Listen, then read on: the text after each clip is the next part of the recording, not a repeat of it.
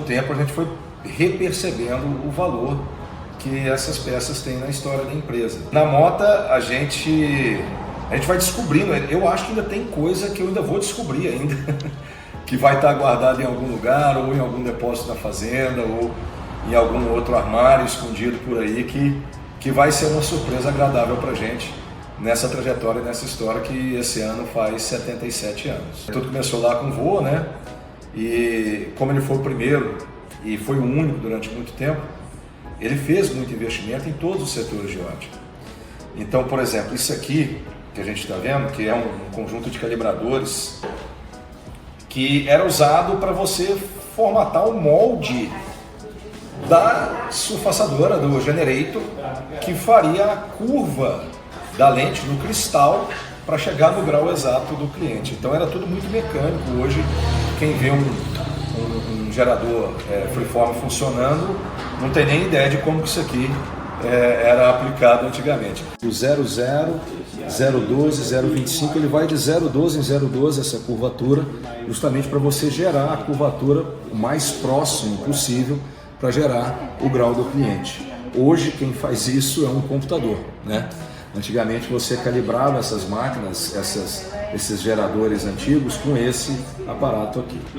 Além disso, essa mala de prova que foi utilizada pelo meu avô também, ela não está 100% completa, mas nós temos aqui ainda um exemplar muito raro de algo que foi muito utilizado no passado para você aferir a acuidade visual, numa época em que meu avô, como ótico prático, ele tinha não só a liberdade, mas a capacidade de realizar todos esses exames, né, dentro da própria loja, para amigos e tudo. Nós temos aqui duas peças que eram utilizadas para a gente aferir essa acuidade visual, né?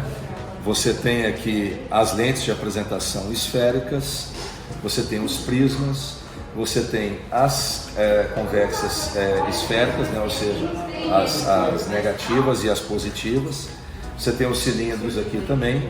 E a gente ia testando, você pegaria, vamos dizer aqui, ia fazendo por tentativa e erro no olho do cliente, né? O cliente com essa peça no rosto, você colocaria aqui o -12, aí você conseguiria, dependendo do problema do cliente, encontrar o eixo adequado também aqui, tá? A própria peça vinha com um ajuste específico para os diferentes tipos de rosto. Você está vendo aqui uma série de ajustes que eram possíveis ser feitos, né? E era tudo muito mecânico, mas tudo feito com muito carinho e com muita precisão. Dentro desses achados que a gente tem aqui na Ótica Mota, tem aqui para mostrar, dentro dessa história da ótica, esses blocos de cristal de vidro que eram utilizados para fabricar as lentes na época, né? Esse é um excelente exemplo do que a gente tem de evolução dentro de uma empresa do ramo óptico tão antiga quanto a Mota. Um lesômetro, que é um aparelho utilizado para você ler o grau depois de uma lente já fabricada. Esse lesômetro, ele é um Topcon, fabricado no Japão, mais ou menos ali na década de 80, talvez segunda metade dos anos 80, então já é uma peça também bem antiga. E ele estava em funcionamento até bem pouco tempo. Hoje ele é uma peça realmente decorativa. Eu brinco muito às vezes que o montador antigamente, o trabalhador de um laboratório óptico de antigamente, ele era um artesão, ele era um artista.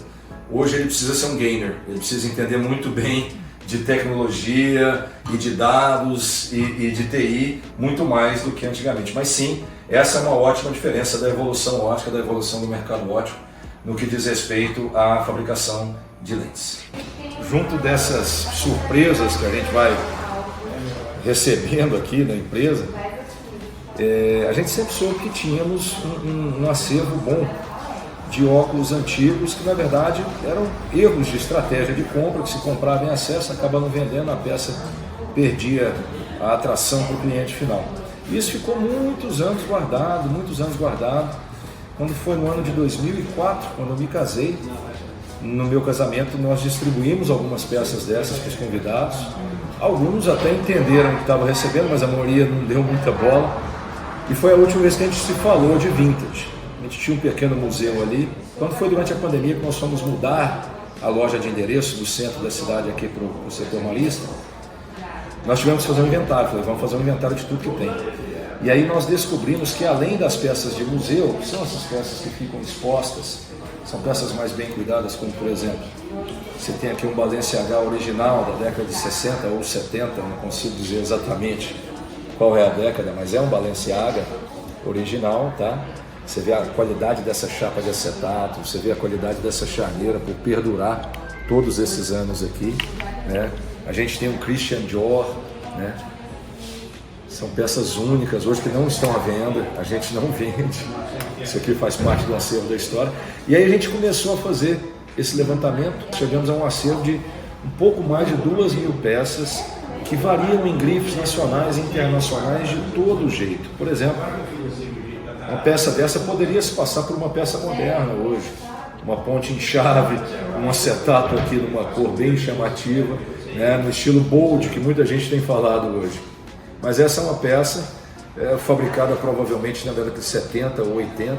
Ela está aqui made in flame, ou flamme. A gente foi pesquisar, é uma peça belga, tá? Fabricada na Bélgica, que a gente não sabe, como eu falo, não tem como precisar valor.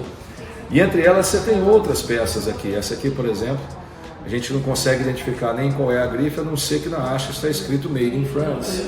Então a gente não sabe dizer exatamente qual que é. E aí você passeia. A gente fala aqui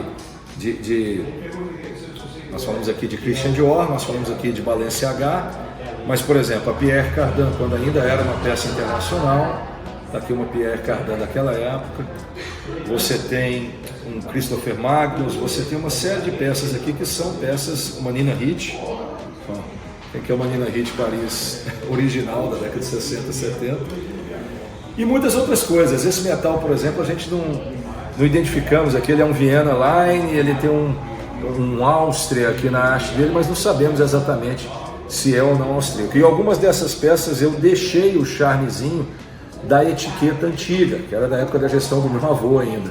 Elas estão todas guardadas hoje, plastificadas, cada uma tem o seu envelope, mas eu fiz questão de deixar algumas com essa etiqueta. São peças, essas aqui são peças que a gente tem um bocado de reposição, mas ainda assim não são peças que a gente colocou à venda. Olha só esse acetato. Aqui é a cereja no bolo, são as peças que são únicas, são peças que a gente deixa em exposição, mas não estão à venda. Mais um Balenciaga. Algumas dessas peças a gente trocou o bloco, fez lente nova, justamente para trazer esse aspecto mais novo, mais conservado. Aí esse Balenciaga, toda vez tem alguém que experimenta, que quer levar. Ele realmente é muito lindo e pela idade dele, você vê a qualidade dessa peça, você vê como está a charneira dela, olha aqui. Essa peça deve ter, isso aqui é a década de 70, final da década de 70, pode pôr na casa de 50 anos aí, aproximadamente. Esse Balenciaga também aqui chama muita atenção, muita gente experimenta. Olha o brilho desse acetato, olha a qualidade, olha a charneira também, como está conservada. Dentro do ramo, com certeza, a história da ótica se mistura com a história da moto. E como a gente está em terceira geração também, tem muitos clientes que também já são terceira geração. E a gente carrega isso conosco aqui no nosso atendimento, em todos os momentos. E vocês, têm coragem de usar isso aqui?